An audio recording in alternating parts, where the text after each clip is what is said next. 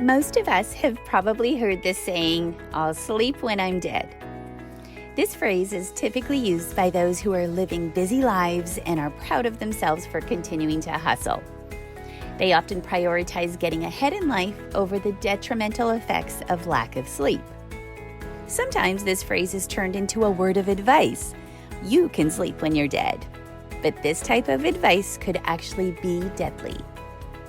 Many of us think we can get away with less and less sleep, and we certainly can for a short period of time, for a few days or even a few weeks.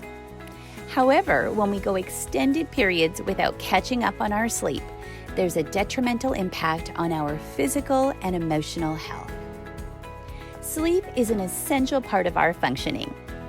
During sleep, our body physiologically heals itself and restores its chemical and hormonal balance. Our brain forges new connections, and this helps with memory retention. Sleep isn't a luxury, and each time we don't get enough sleep, we are racking up our sleep debt. Sleep debt, or chronically running a sleep deficit, is the cumulative effect of not getting enough sleep. People often use the phrase sleep debt to make a comparison to banking. When we don't get enough sleep, our sleep account becomes overdrawn, and we are required to attempt to make it up. The more sleep debt we accumulate, the more challenging it becomes to repay. According to one study, it can take up to 4 days to fully recover from 1 hour of lost sleep. Unfortunately, even though we often refer to it as sleep debt, sleep doesn't actually work as a bank does. We aren't able to store up sleep surplus in anticipation of getting less sleep, and we are unable to make up sleep debt indefinitely. So, what's the best way of managing sleep debt?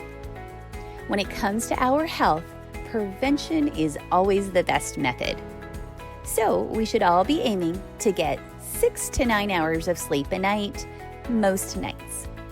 We can achieve this by engaging in good sleep hygiene and having a consistent sleep routine.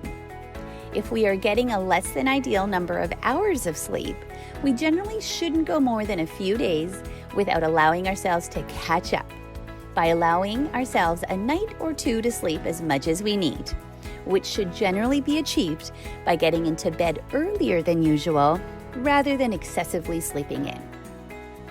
One of the important aspects of sleep hygiene is having a consistent sleep schedule in terms of wake and bedtime. And yes, even on the weekends. If we consistently rack up a small sleep debt over the week and attempt to repay it over the weekend, it affects our sleep rhythm.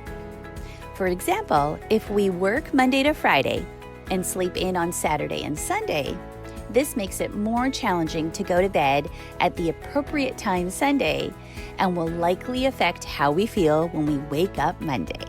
And this can lead to a snowball effect in terms of negatively impacting our sleep cycle.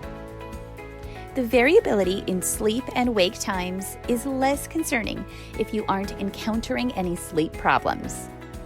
But if insomnia or other sleep conditions are at play, being super rigid with sleep schedule is critical, as sleep cycle changes can worsen issues.